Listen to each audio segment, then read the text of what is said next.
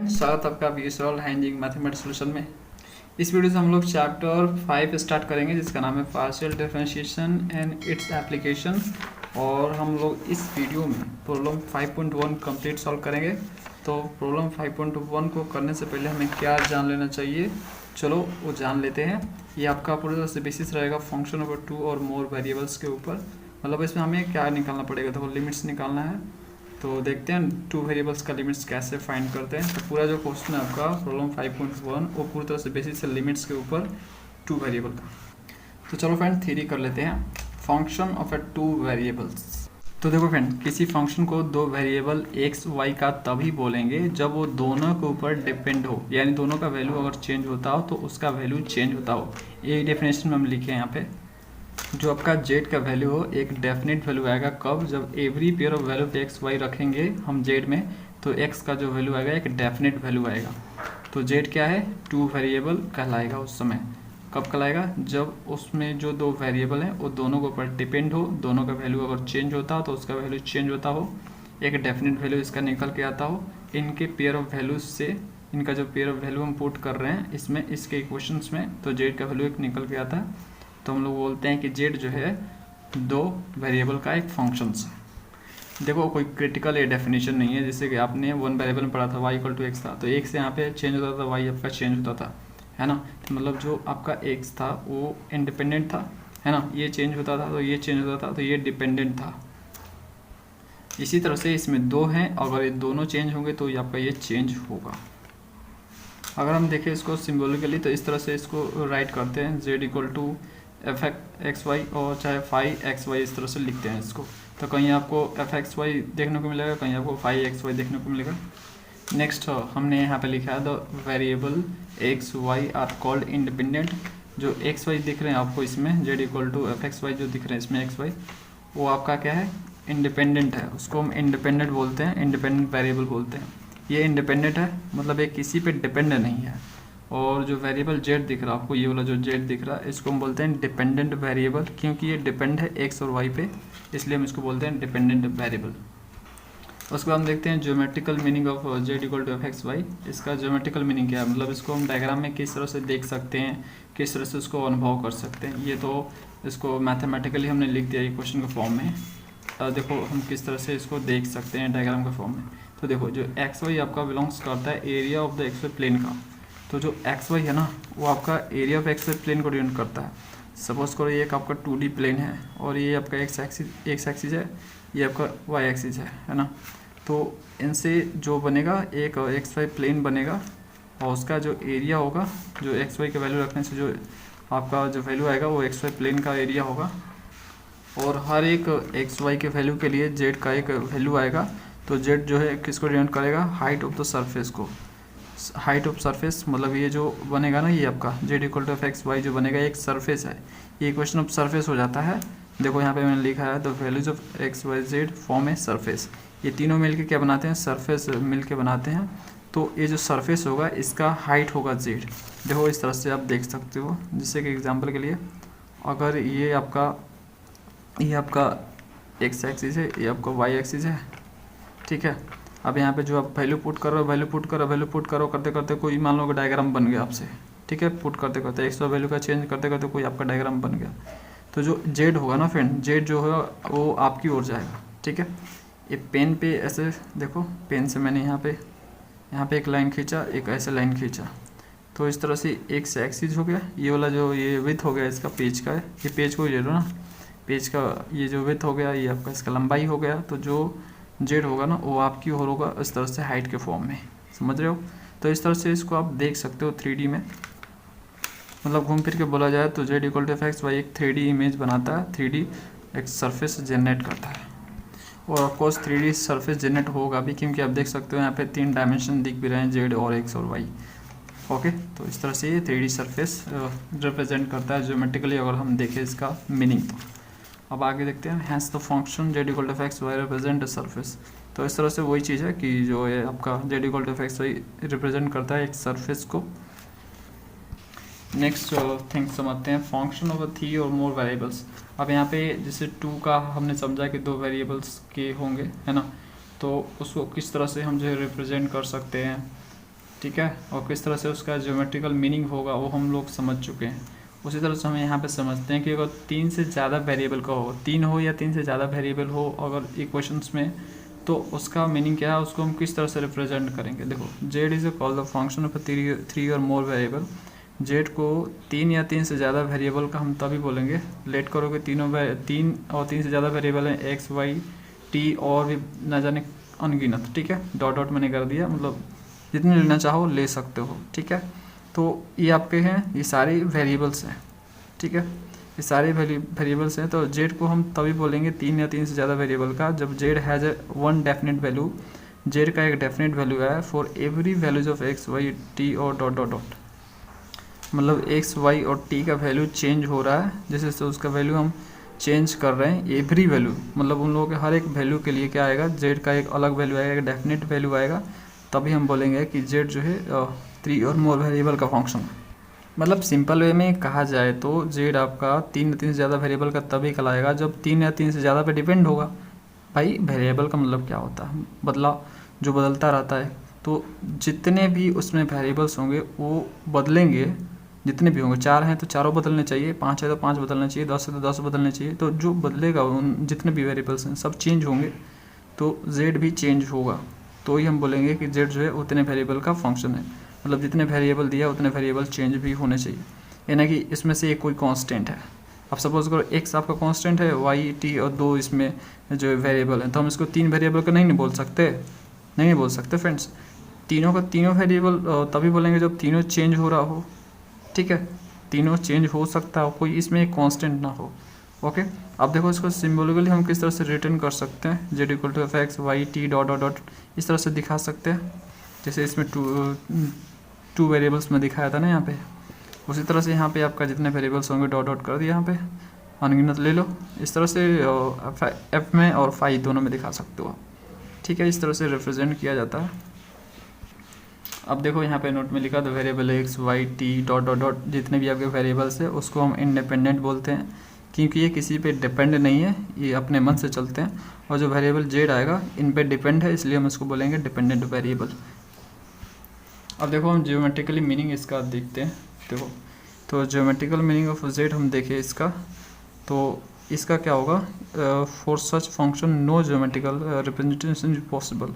तो इसका जो ज्योमेट्रिकल मीनिंग है या ज्योमेट्रिकल रिप्रेजेंटेशन है वो पॉसिबल नहीं है, क्योंकि देखो 3D तक हम देख सकते हैं अपने आंखों से, डायग्राम हम 3D तक बना सकते हैं। आपने 3D आर्टिस्ट को देखा, वो 3D तक ही बना पाता है। अगर मैं उसको बोलूँगा 4D इमेज बना के देखा, 4D कोई आर्टिंग करके देखा, तो नहीं कर पाएगा। ठीक है, वो पॉसिबल नहीं है, उसको कॉपी पेन पे है ना, चाहे रियल लाइफ में दिखाना पॉसिबल नहीं है। तो इस तरह से उसको दिखाना जब पॉसिबल ही नहीं है, तो हम किस तरह से बोलें कि जो है उसका जो ज्योमेट्रिकल रिप्रेजेंटेशन है नहीं है ना, तो हम बोलेंगे geometrical representation is not possible for this type of equations.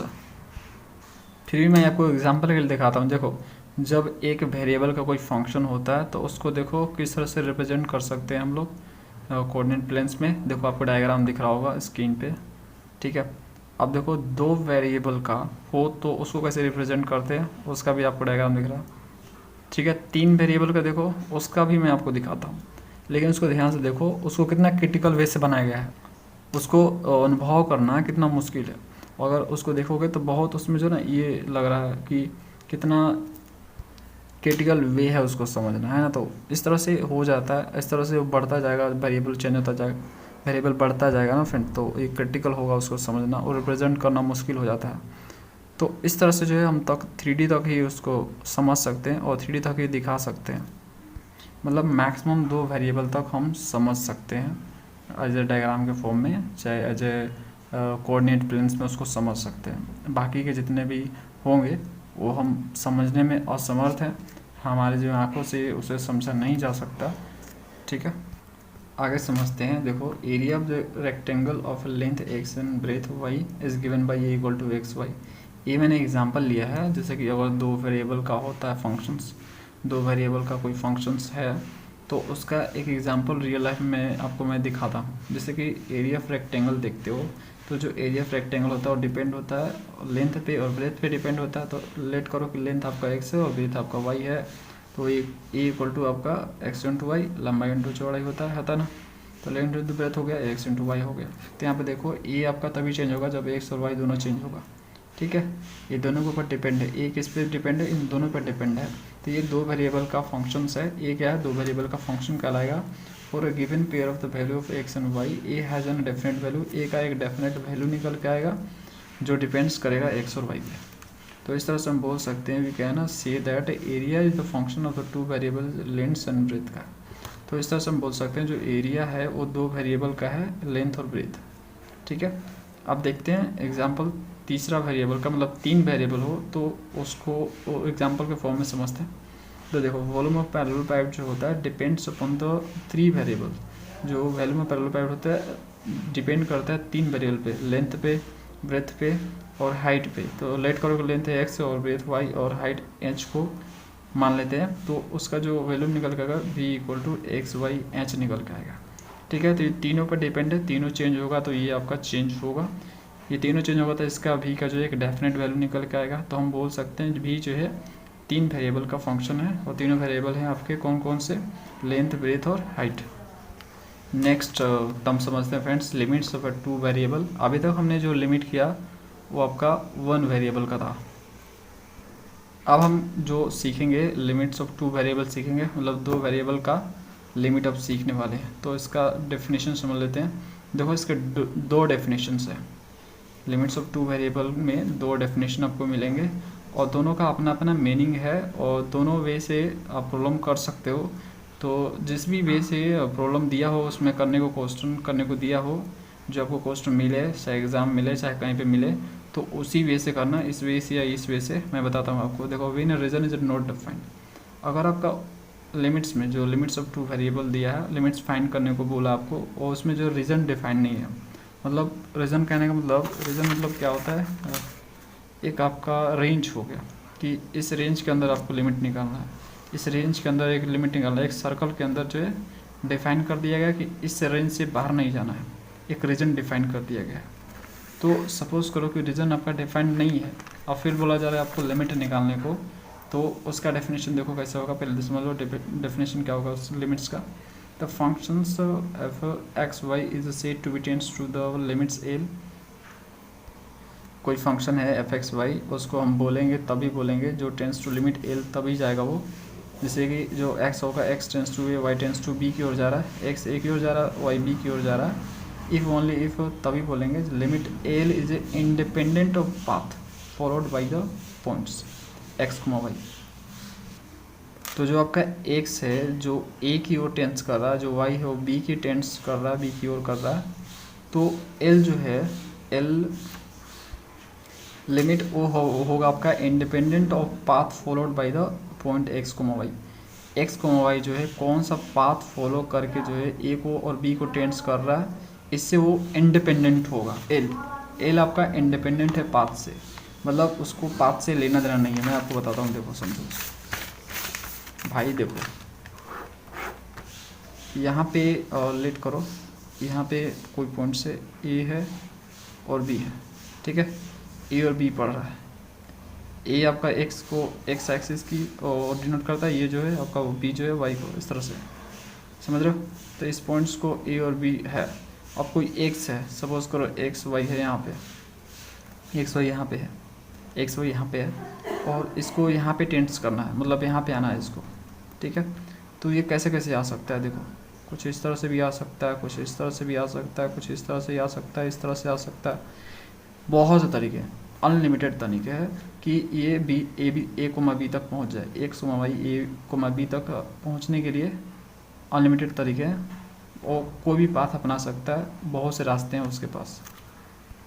तो बताओ इतने सारे रास्ते हैं, इस कौन से रास्तों को धर के मतलब पकड़ के आएगा वो, इसको लेके आगे सॉल्व करना प्रॉब्लम बहुत मुश्किल हो जाता है। इसलिए इसमें लिख दिया गया है कि independent of path followed by the points x comma y. X comma y a और बी तक पहुंचने के लिए कौन सा रास्ता अपनाता है, इससे जो है एल क्या है, इंडिपेंडेंट है, उसको इससे लेना देना नहीं है। तो जब एल जो है इंडिपेंडेंट हो path followed by x comma y, तो हम क्या बोलेंगे, हम लिमिट को इस तरह से डिफाइन करेंगे। इस तरह से देखो limits x tends to a y tends to b f x y equal to l. तो समझ गए, ये कब होगा, जब रीजन डिफाइन नहीं होगा तो आपका ये डेफिनेशन लिमिट का बनता है। याद रहे इसमें पाथ को ध्यान नहीं दिया जाता है कि कौन सा पाथ फॉलो करके लिमिट एल जो है एल आया है, एक्स वाई कौन सा पाथ फॉलो करके ए और बी तक पहुंचा है, इससे एल को कोई लेना देना नहीं है। समझ गए? तो ये याद रखना, रीजन जब डिफाइन नहीं होता डेफिनेशन इसका लिमिट का ही होगा। अब देखो रीजन इज डिफाइन, अब मान लो रीजन डिफाइन कर दिया कि इस रीजन के अंदर ही आपको निकालना है, इससे बाहर नहीं जाना भाई, ठीक है। कोई दे दिया रेंज की इसी रीजन के अंदर जो है आपको लिमिट निकालने हैं, इससे बाहर नहीं जाना। तो देखो उसका डेफिनेशन क्या निकल के आएगा, इसको समझना ध्यान से friends. Limits the function f x y define in a region r. Let करो कि कोई फंक्शन है एफ एक्स वाई और डिफाइन कर दिया गया है रीजन आर में। आर एक रीजन, ये है रीजन, इसमें डिफाइन एक फंक्शन है भाई, इसमें डिफाइन कर दिया कि ये फंक्शन जो है इसी के अंदर आता है। बस मैंने बोल दिया कि ये जो फंक्शन है इसी के अंदर आता है एफ एक्स वाई, ठीक है। मैंने डिफाइन कर दिया ए आर है, ए आर है, आर के अंदर ये फंक्शन आपका डिफाइंड। तो एफ एक्स वाई टेंस करेगा लिमिट एल को, और उसमें जो आपका एक्स टेंस करेगा ए को और वाई टेंस करेगा बी को, तभी जब आपका एक पॉजिटिव नंबर एप्सिलॉन हो और एक दूसरा नंबर हो डेल्टा एग्जिस्ट करता हो, ठीक है। दो आपके यहाँ पे एक नंबर है, दोनों नंबर है, एप्सिलॉन और ये डेल्टा दोनों पॉजिटिव नंबर है और दोनों को दोनों जो है एग्जिस्ट करने चाहिए। तो उस केस में अब ये जो है ना थोड़ा सा आपको लग रहा हो थोड़ा क्रिटिकल है, आपको थोड़ा डिफिकल्ट लग रहा होगा फ्रेंड्स, ये थोड़ा सा ये समझना भी इतना आसान नहीं है, क्योंकि इसका जो डेफिनेशन है इतना क्रिटिकल वे से दिया है ना, जो जिसने भी लिखा है इसको पता नहीं किस तरह से लिखे हैं इसको, लेकिन टेंशन लेने की ज़रूरत नहीं, मैं आपको इसको समझाता हूँ अच्छे से। इस डेफिनेशन में मत जाओ, ठीक है, बंद करो इसको। देखो वैसे तो आपके बुक में इससे रिलेटेड कोई प्रॉब्लम दिया नहीं है, लेकिन आप कमेंट करोगे तो इसके बेसिस पे मैं कोई प्रॉब्लम करवा दूंगा। फिर मैं आपको इसका मतलब समझाता हूँ, ध्यान समझो।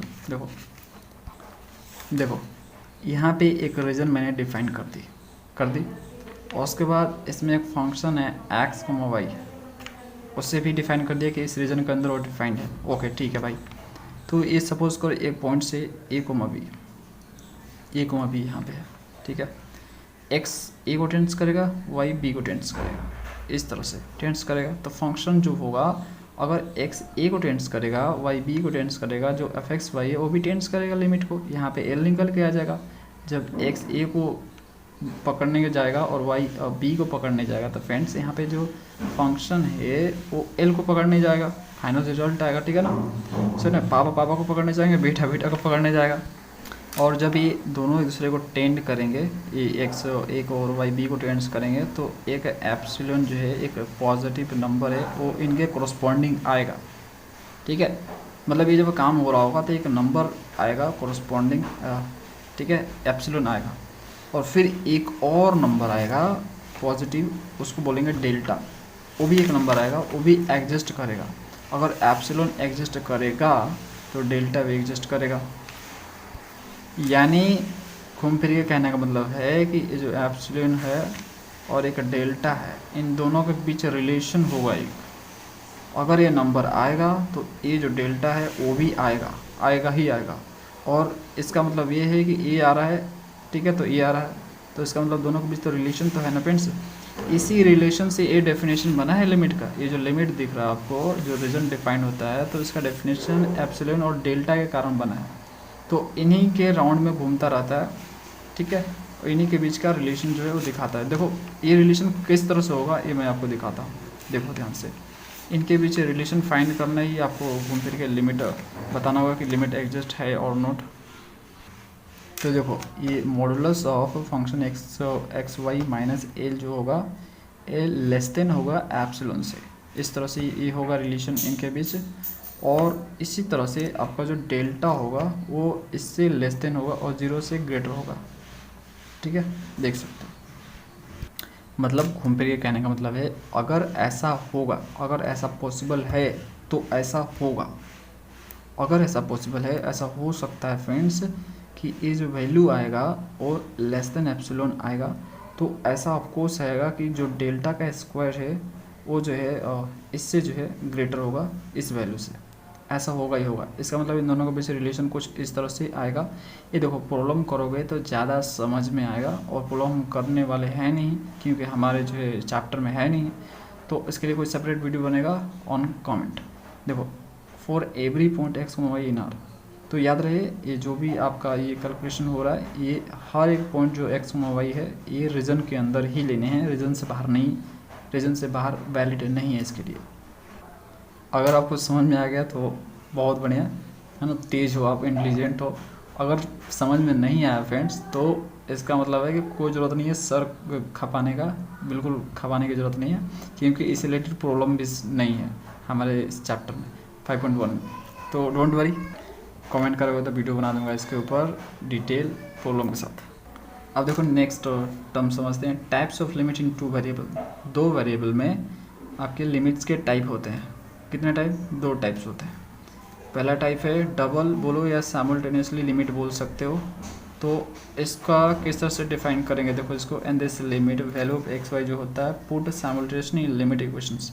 जो आपका इक्वेशन दिया रहता है ना, फंक्शन जो दिया रहता है, उसमें आपको क्या करना होता है, जो एक्स वाई का जो लिमिट दिया है, एक्स टेंस टू और वाई टेंस टू जिसकी ओर जा रहा है, उन दोनों को साथ में रखना होता है। जैसे कि देखो ये लिमिट का फंक्शंस है, ये एफ एक्स वाई है, तो जो इसमें एक्स वाई है और लिमिट्स टेंस कर रहा, देखो एक्स टेंस कर रहा हो ए को, वाई टेंस कर रहा बी को, तो दोनों को साथ में रखोगे। मतलब जो एक्स टेंस कर रहा है ए को तो और वाई टेंस कर रहा बी को, दोनों ए बी को इसमें साथ में रखोगे। मतलब जहाँ पे एक्स है वहाँ पे ए और जहाँ पे वाई वहाँ पे बी साथ में रखो, और जो फाइनल रिजल्ट आया है ना, वही आपका डबल लिमिट और साइमल्टेनियसली लिमिट होगा।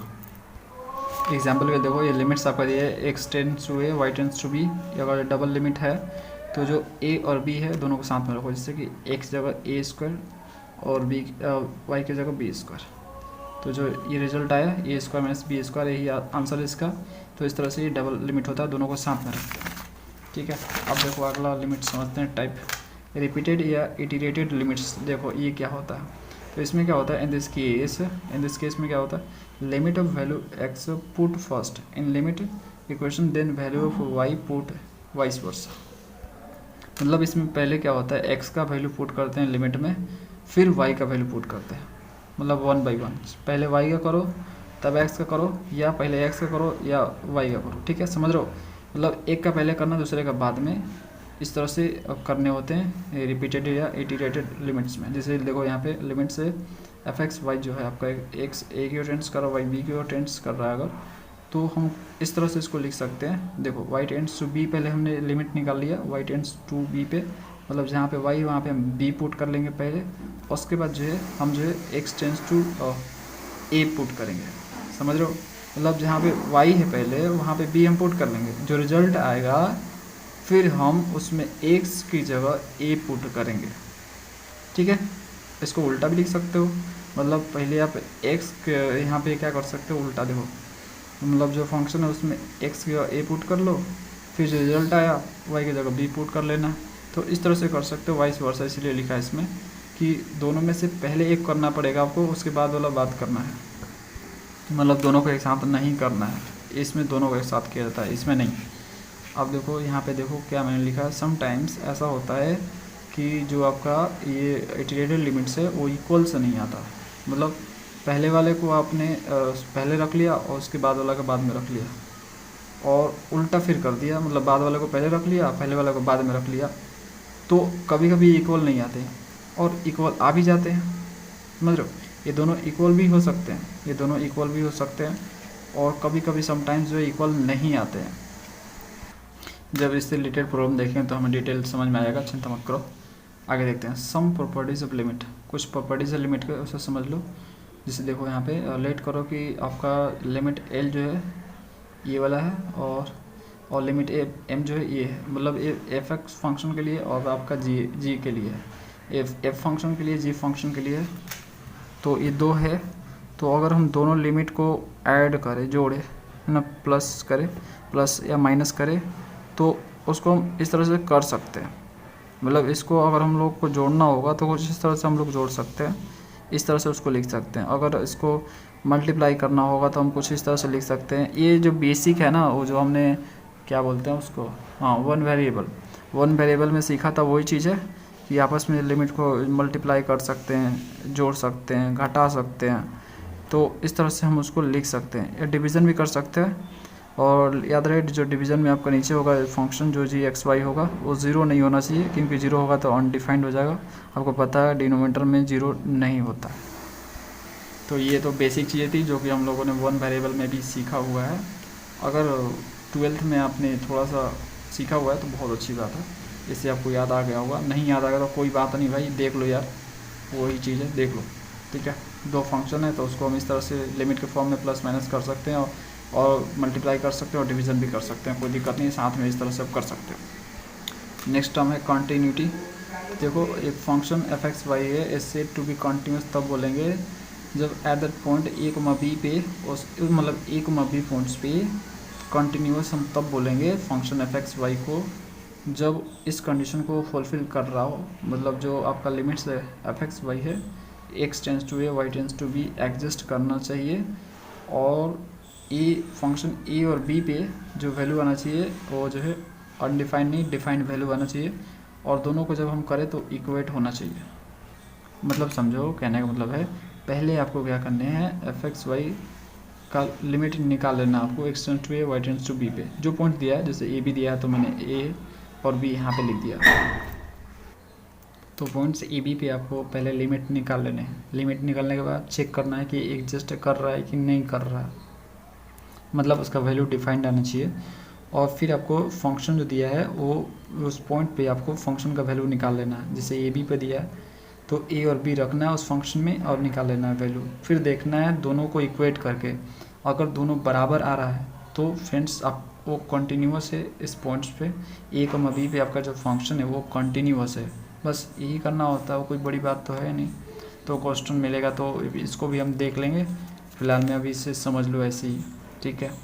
अब नेक्स्ट समझते हैं। देखो working rule to find the limit for two variables. दो वेरिएबल्स को किस तरह से हम लिमिट फाइंड करते हैं, स्टेप बाय स्टेप देख लो।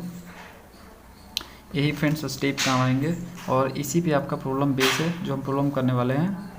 तो ये स्टेप को समझ लो, प्रॉब्लम जितने भी आएंगे सब इसी के ऊपर सारा हो जाएगा, ठीक है। अब देखो स्टेप 1 में क्या करना है, find the value of f x y along x tends to a y tends to b. मतलब फ्रेंड्स पहले आपको लिमिट निकाल लेना है y इक्वल टू, मतलब y की जगह b पुट करके, फिर उसके बाद जो वैल्यू आएगा वो लिमिट का उसमें आपको x की जगह a पुट करके निकाल लेने हैं।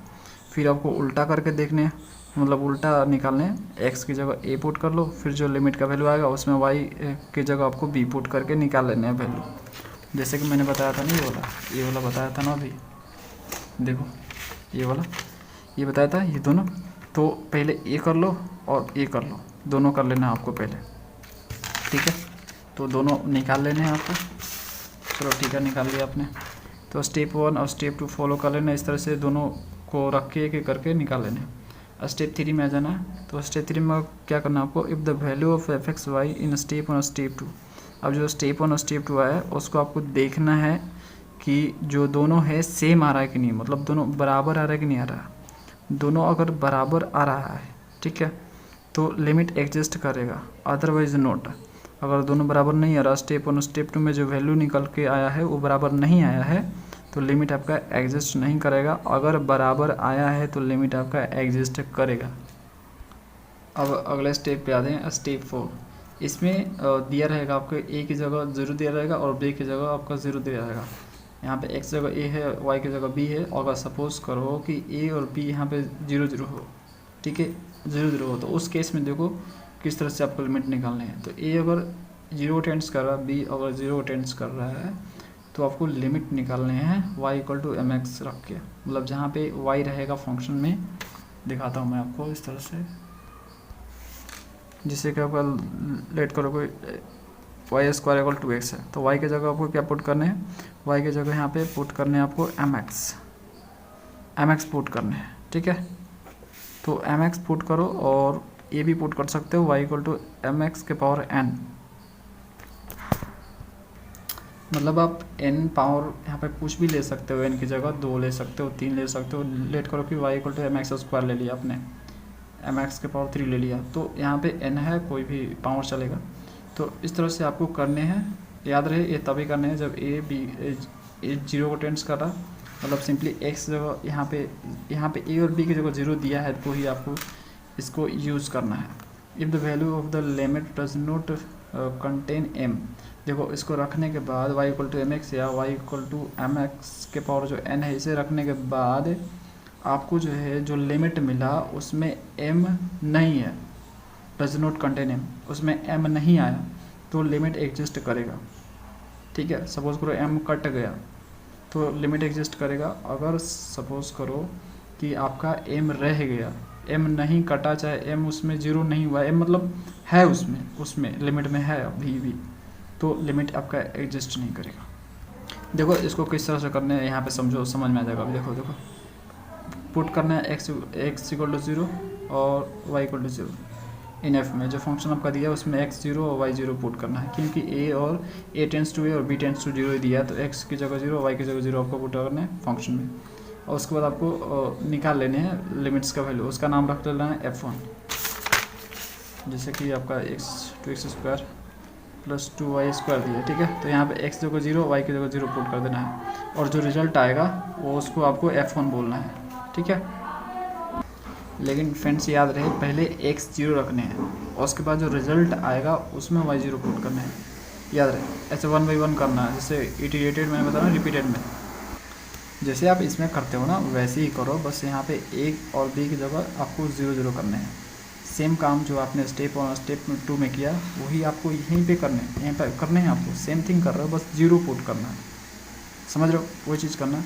और जस्ट इसके उल्टा, ठीक है, जो आपने यहाँ पे किया x जीरो पुट किया, उसके बाद जो रिजल्ट आया उसमें आपने y equal to zero put किया, जो रिजल्ट आया उसका नाम आपने f1 रख दिया, फिर जस्ट उल्टा आपको y जीरो पुट करने हैं, है ना, जो रिजल्ट आएगा फिर x equal to zero put करने हैं और उसका नाम आपको f2 रख देना है। ठीक है, ओके। और उसके बाद आपको देखना है कि f1 f2 इक्वल आ रहा है कि नहीं आ रहा, जैसे इसमें आपने देखा था स्टेप 1 और स्टेप 2 इक्वल आ रहा है कि नहीं आ रहा, उस तरह से आपको देखनी है कि f1 f2 इक्वल आ रहा है कि नहीं आ रहा। अगर इक्वल नहीं आ रहा तो लिमिट एग्जिस्ट नहीं करेगा, अगर इक्वल आ रहा है तो एक और स्टेप को फॉलो करना है आपको। देखो यहाँ पे क्या है, यहाँ पे देखो जो यहाँ पे हमने निकाला है ये यहाँ पे कोई नंबर रहेगा, ज़ीरो नहीं रहेगा। अगर ज़ीरो हो गया तो ये सारा जो है यहाँ से काम शुरू होता है, अलग से काम, ये जो है आपका अलग से काम यहाँ से शुरू होता है। ठीक है, तो ये देखना आपको कि ज़ीरो है कि कुछ और है, नंबर्स है तो यहीं पे आपका काम ख़त्म हो जाता है, अगर नंबर्स नहीं है जीरो है तो आपको काम यहाँ से शुरू होता है, इसको ध्यान से समझ लो। और रियल काम बोलूँ तो मैं यहाँ से ही आपका शुरू होता है ज़ीरो के केस में।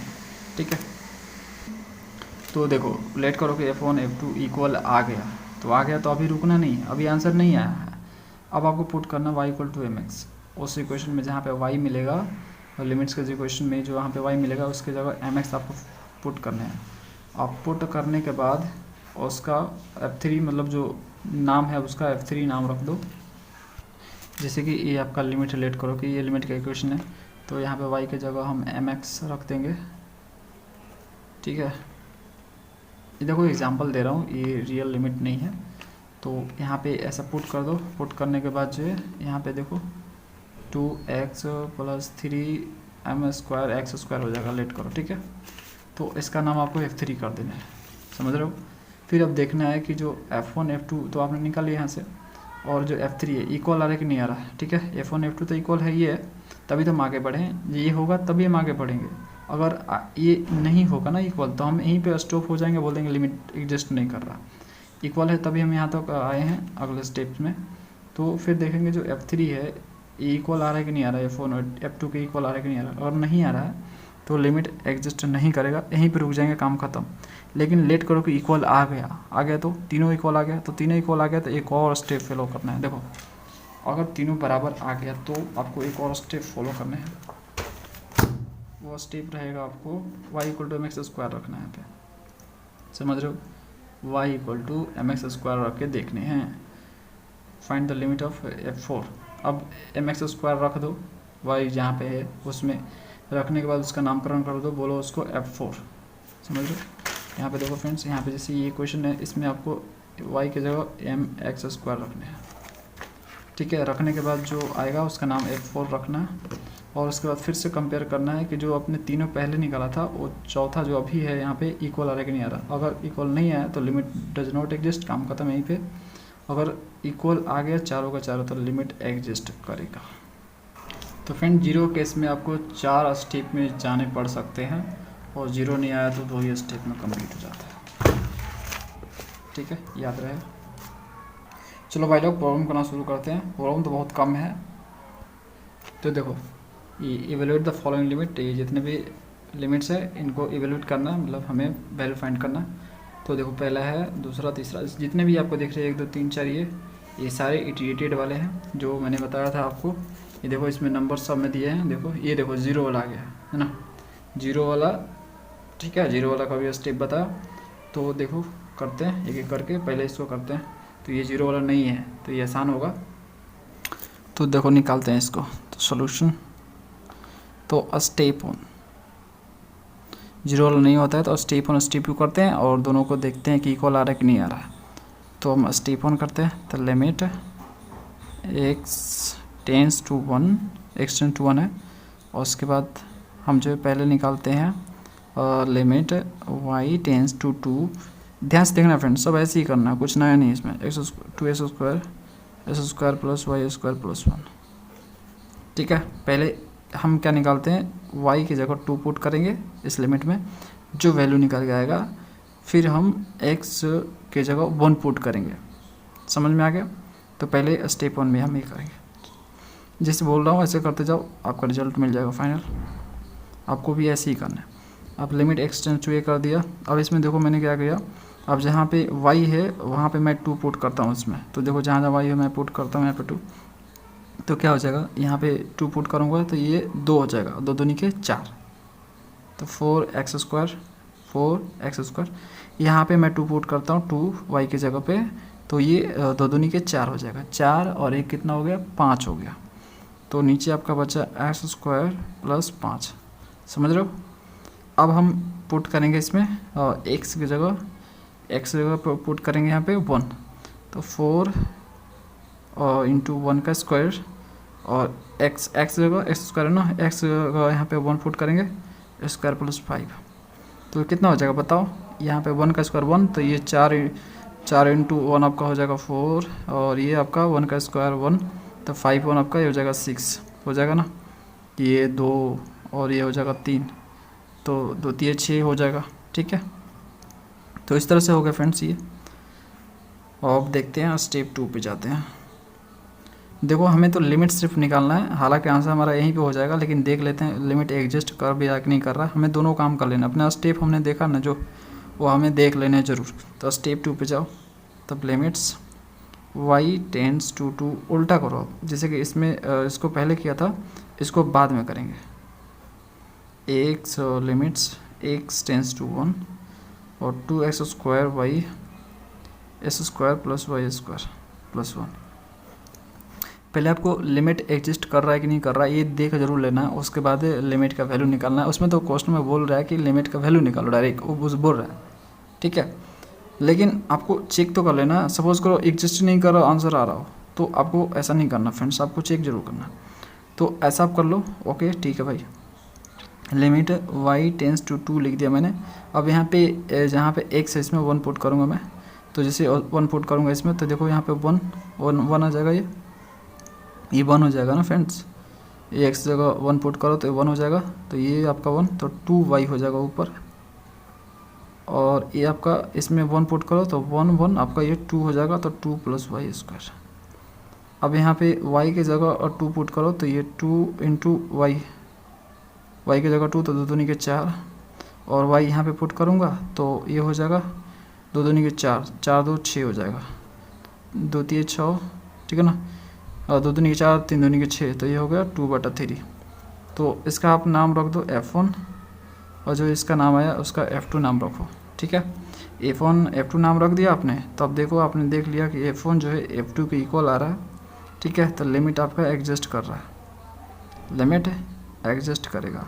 और जो लिमिट का वैल्यू आएगा तो यहाँ पे लिखो वैल्यू ऑफ लिमिट जो आएगा आपका वो कितना आएगा, 2/3 आएगा। ये 2/3 दोनों जब बराबर आ रहा तो आपका आंसर आएगा 2/3। अब देखो 0 अगर होता तो हमें और आगे बढ़ना पड़ता है इसमें। ठीक है, 0 अगर होता ना यहाँ पे, ये आपको x टेंस टू 0 होता, y टेंस टू 0 होता, तो यहाँ पे रुकना नहीं अभी और। तो इस तरह से होता है। चलो आंसर है, नेक्स्ट क्वेश्चन करते हैं। दूसरा इस तरह से बनता है फ्रेंड्स, ये आसान है बहुत है। दूसरा देखो, दूसरा आ गया 0 वाला। चलो करते हैं इसे। अब फ्रेंड्स देखते हैं, चलो स्टेप 1 सॉल्यूशन लिख लेते हैं। स्टेप वन में पहले हम जो है एक्स का निकाल लेते हैं, तब वाई का लिमिट्स।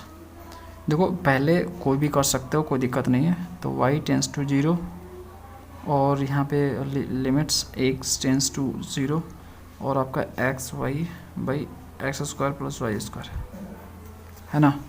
तो यहाँ पे पहले x जहाँ जहाँ है वहाँ पे हम 0 पुट करेंगे। तो लिमिट्स y टेंस टू 0, तो देखो जहाँ पे x वहाँ 0 पुट करेंगे तो क्या होगा, यहाँ पे देखो x जगह 0 हम पुट करेंगे तो ये पूरा ऊपर वाला पार्ट 0 हो जाएगा।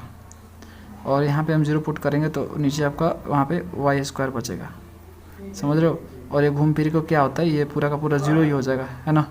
तो 0 आ गया, इसका नाम F1 रखो। अब स्टेप 2 पे जाएंगे। स्टेप 2 तो लिमिट्स और वाई बाद में किया था ना, अब वाई को पहले कर लेते हैं। तो x tends to 0 limits y tends to 0, ठीक है, और एक्स वाई हो जाएगा और x square plus y square हो जाएगा।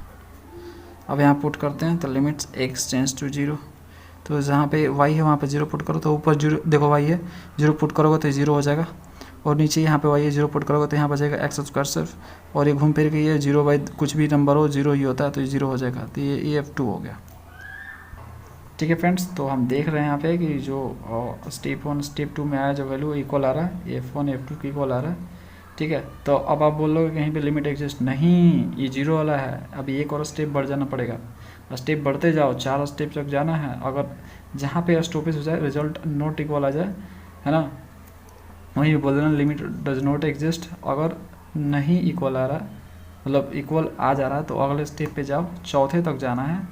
F1 F2 F3 F4 तक जाना है। चारों इक्वल आ रहा है तभी बोलना है कि लिमिट एग्जिस्ट। तो अगले स्टेप पे जाते हैं। Step 3 put y equal to m x, y equal to m s put करके अब देखना है आपको इस वाले में, है ना। चलो करते हैं इसे भी। तो दूसरा पेज कर लेते हैं भाई। तो देखो ये आपका लिमिट था जो इक्वेशन दिया हुआ था। अब इसमें y equal to m x put करना। तो limit x tends to 0 y tends to 0, y की जगह एम एक्स। तो देखो यहाँ पे y की जगह एम एक्स पुट करूँगा तो एक्स स्क्वायर हो जाएगा। तो यहाँ पे फाइनल क्या आएगा, एस स्क्वायर एम आएगा, और नीचे क्या आएगा एस स्क्वायर, और y की जगह यहाँ पे एम एक्स, तो एम स्क्वायर और एक्स स्क्वायर हो जाएगा कि नहीं हो जाएगा। ठीक है, तो यहाँ पे देखो क्या कॉमन हो सकता है, यहाँ पे हम कॉमन कर लेते हैं एक्स स्क्वायर को। तो फाइनल देखो limit x tends to 0 y tends to 0, इस स्क्वायर को कॉमन करो तो m बचेगा और नीचे बचेगा 1 प्लस एम स्क्वायर। ठीक है, नीचे भी एक्स स्क्वायर कॉमन हो जाएगा, दोनों कट जाएगा। तो फाइनल जो आपका लिमिट्स आएगा, limits x tends to 0 y tends to 0। चाहे इसे मत लिखो, डायरेक्ट जो रिजल्ट है उसे लिखो m divided by 1 plus m square, और इसको बोल दो F3। अब देखते हैं इक्वल आ रहा है कि नहीं आ रहा था। मैंने आपको बताया था उसमें कि आपको बताया था ना कि जब F1 F2 इक्वल आ जाए और F3 इक्वल ना आए F1 F2 से, है ना, तो F1 जो आया था वो आपका 0 आया था, F2 जो आया था वो भी आपका 0 आया था। ठीक है, और जो F3 जो आ रहा है यहाँ पे वो आ रहा है m divide by 1 plus m square. तो यहाँ पे m का वैल्यू कुछ भी रखोगे तो यहाँ पे जो F3 का वैल्यू है चेंज होता जाएगा। ठीक है, तो ये तीनों इक्वल तो नहीं है। और ये भी स्टेप मैंने लिखा हुआ था, देखो मैं दिखाता हूँ। इसमें लिखा हुआ था कि देखो यहाँ पे अगर the value of the limit does not exist करेगा, अगर जो है m उसमें कंटेन रहे, डज नॉट कंटेन, यहाँ पे does not contain m then limit exist. अगर m नहीं रहेगा तो लिमिट एग्जिस्ट करेगा, अगर m रह जाएगा उसमें तो लिमिट एग्जिस्ट नहीं करेगा। ठीक है, तो यहाँ पे देखो इसमें आपका m रह गया, m दिख रहा हमको भाई, m कटा भी नहीं, m एज इट इज है। तो यहाँ पे हम बोलेंगे लिमिट डज नॉट एग्जिस्ट। चाहे ऐसे ही बोल सकते हो कि भाई F1 जो है F2 की इक्वल तो है, लेकिन जो है F3 की इक्वल नहीं है m होने के कारण, तो लिमिट जो है डज नॉट एग्जिस्ट। ठीक है, ऐसे लिख सकते हो आंसर।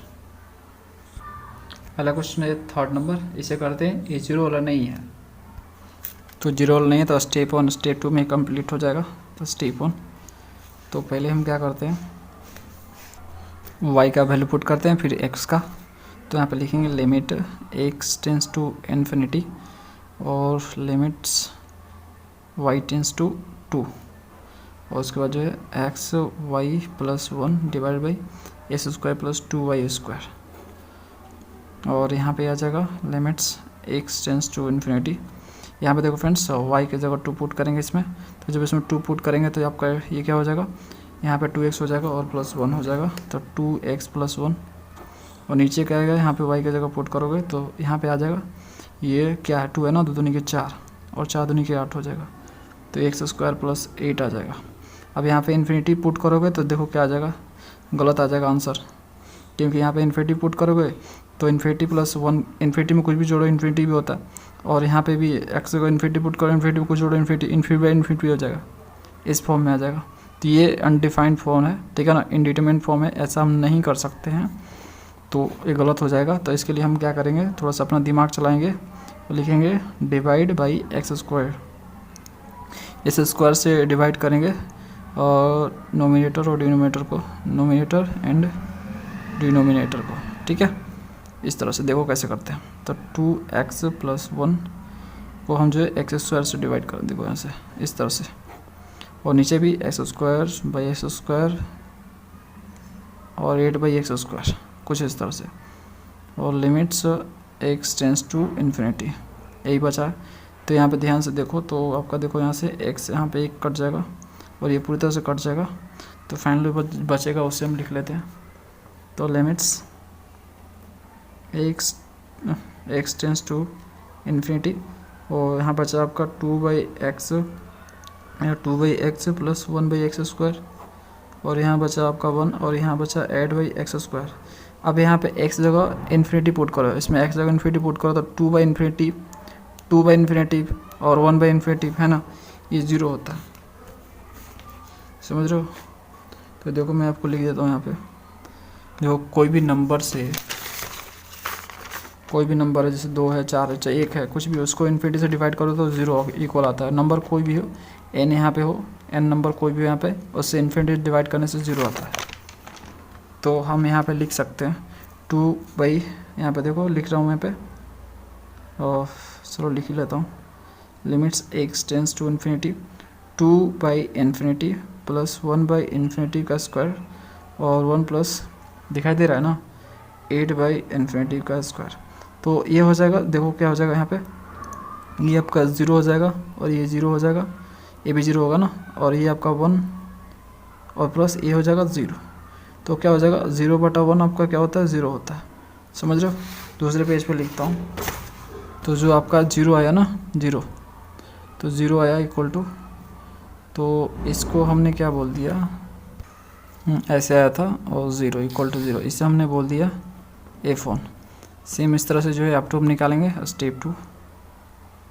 तो क्या था इक्वेशन, तो फ्रेंड्स स्टेप 2 में हमने क्या किया, अब x जगह पहले निकाल रहे हैं, x जगह इन्फिनिटी रखेंगे, फिर y की जगह 2 पुट करेंगे, उल्टा कर दिया इसको। अब करते हैं, तो देखो इन्फिनिटी है तो फिर से हमें क्या करना होगा, x स्क्वायर से डिवाइड करना होगा, तो वही चीज़ करते हैं, सेम प्रोसेस रहेगा, इसको हम कर ही लेते हैं।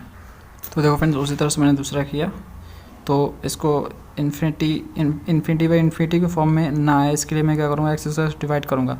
और बोलोगे आप एक्स स्क्वायर से ही क्यों डिवाइड कर रहे हो, एक्स से भी तो डिवाइड कर सकते हो। तो नहीं फ्रेंड्स, यहाँ पे जो मैक्सिमम पावर आएगा उससे ही आपको डिवाइड करने हैं, ठीक है, जिससे आपका एक तो नंबर कम से कम आए, एक कॉन्स्टेंट नंबर तो आए कम से कम, ठीक है, नहीं तो पूरा 0/0 का फॉर्म फिर से बन जाएगा। तो आपको इस तरह से ज़रूर करना है, तो मैक्सिमम जो पावर होगा उससे आपको डिवाइड करना है। जैसे एक्स स्क्वायर यहाँ पे, तो इसको मैंने डिवाइड कर दिया, ओके। तो डिनोमिनेटर को डिवाइड किया यहाँ पे, तो फाइनली देखो ऐसे मिलेगा हमें, ये मिलेगा जब डिवाइड करने के बाद। तो यहाँ पे हम जो है एक्स की जगह इन्फिनिटी पुट करेंगे जहाँ जहाँ एक्स है, तो कुछ इस तरह से होगा। तो कोई भी नंबर हो उससे इन्फिनिटी से डिवाइड करने से 0 आता है, तो 0 + 0 हो जाएगा ऊपर, और नीचे आपका 1 कांस्टेंट है और ये आपका 0 हो जाएगा, है ना। तो e = 0 आ गया। तो हम देखो F1 F2 दोनों से देखें तो दोनों में 0 आ रहा है, = 0 आ रहा है, तो लिमिट एडजस्ट करेगा। यहाँ पे देखो F1 भी 0 आया था और F2 भी 0 आ रहा है, तो दोनों इक्वल आ रहा है, इसलिए लिमिट एडजस्ट करेगा। यहाँ पे आपका अगर होता 0 वाला होता तो एक और स्टेप आगे बढ़ना पड़ता, फिर उससे भी ना होता तो अगला स्टेप आगे बढ़ना पड़ता। फ्रेंड्स अगला क्वेश्चन 4th नंबर इससे करते हैं, ये भी 0 वाला नहीं है। तो फ्रेंड्स ये भी क्वेश्चन सेम है, ये 0 वाला नहीं है। तो देखो हम पहले स्टेप 1 पे जाएंगे, तो हम पहले y का वैल्यू पुट करेंगे, उसके बाद x का। तो जब y इक्वल टू 1, मतलब जहाँ पे y है इसमें वहाँ पे 1 पुट किया तो फाइनली हमें मिला x divide by x minus 1, है ना। तो 0 बाई कुछ भी नंबर हो आपका 0 ही होता है, F1 हो गया आपका। फिर आप उस तरह से स्टेप 2 कर लोगे, तो हम x पहले यहाँ पे पुट करेंगे, फिर y।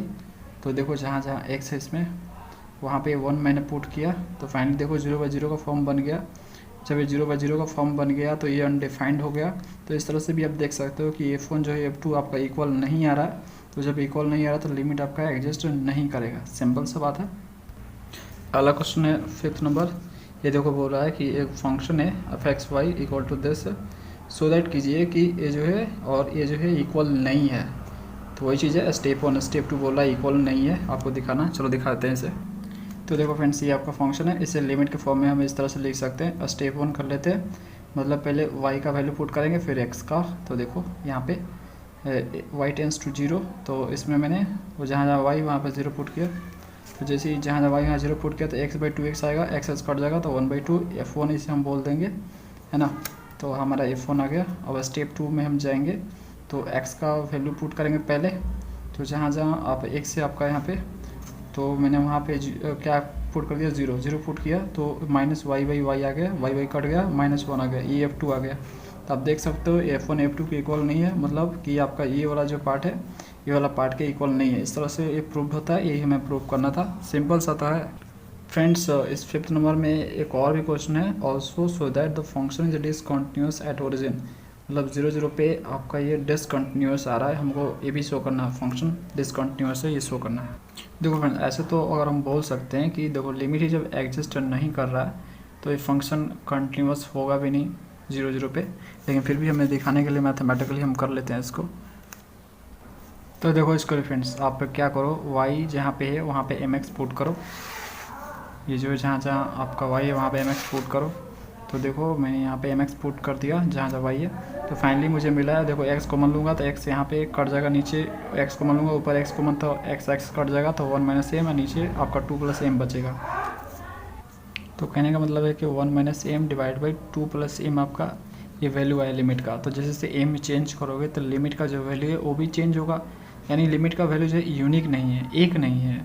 जब एक नहीं है तो जो कॉन्टिन्यूटी चेक करने के लिए हमने थ्योरी में सीखा था ये, है ना, इस पॉइंट्स पे हमें एग्जिस्ट देखना, एग्जिस्ट है कि नहीं है।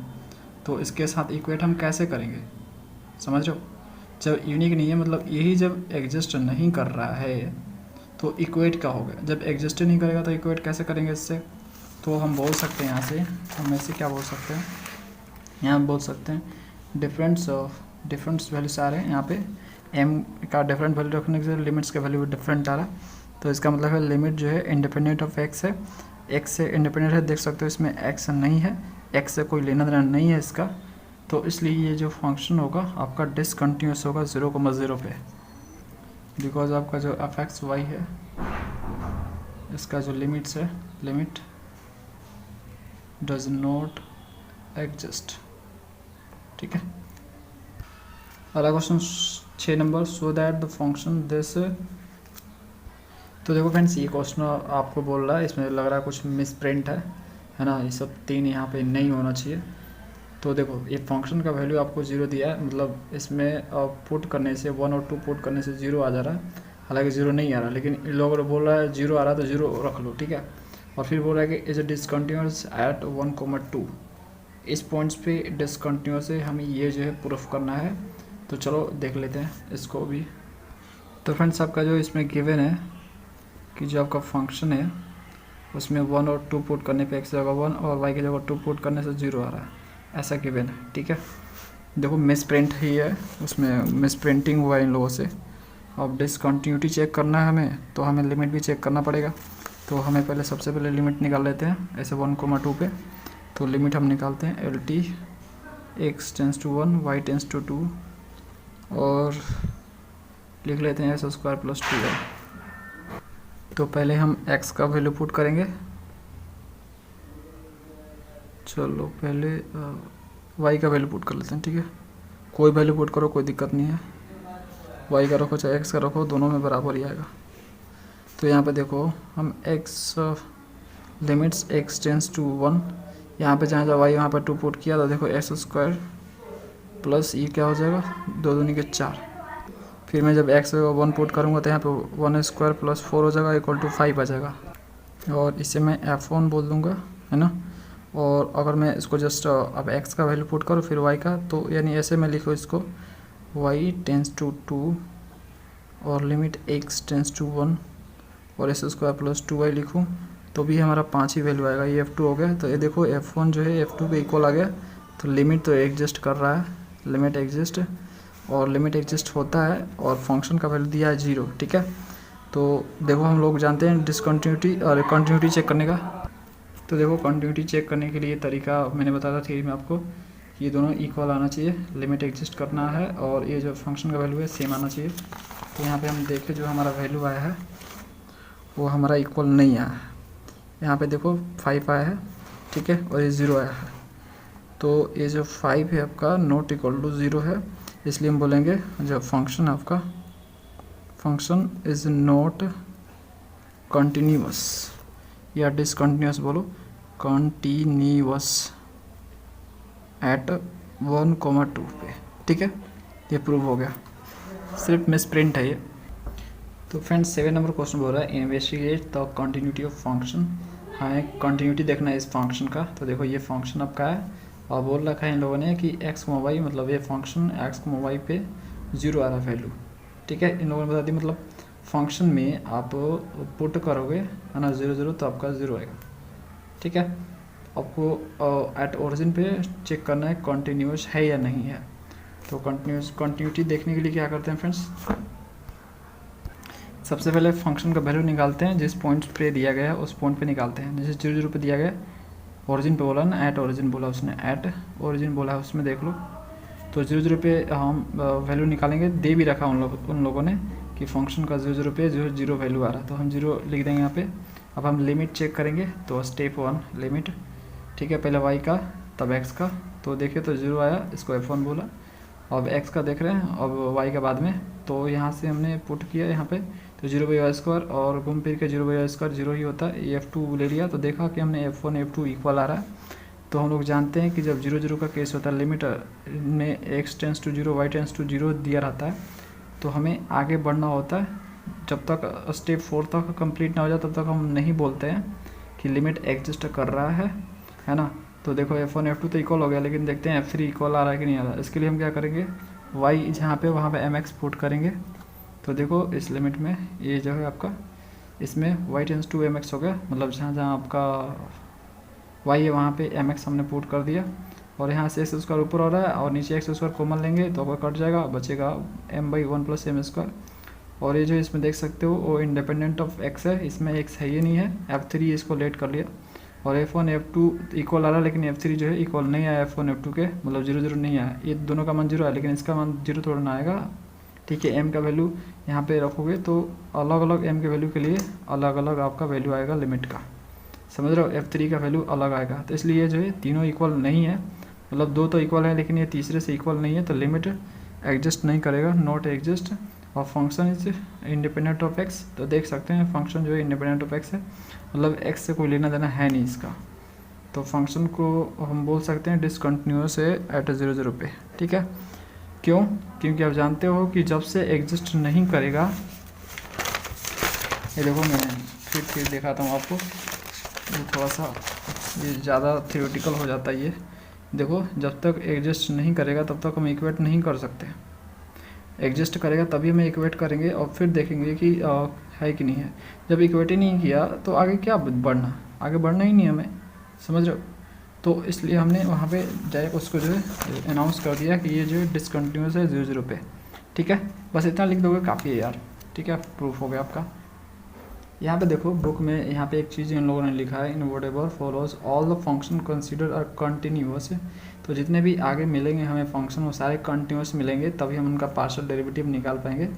तभी पार्शियल डेरिवेटिव उनका एग्जिस्ट करेगा, जो कि नीचे दिया गया, मतलब नेक्स्ट हमें 5.2 में मिलेगा देखने को। समझ गए फ्रेंड्स, कंटिन्यूस के लिए ही पार्शियल डेरिवेटिव होता है, और कंटिन्यूस नहीं होगा तो उसका पार्शियल डेरिवेटिव भी पॉसिबल नहीं है, मतलब एग्जिस्ट नहीं करेगा। तो ये था friends complete solution problem 5.1। Next video मिलेंगे प्रॉब्लम 5.2 के साथ। Thanks for watching.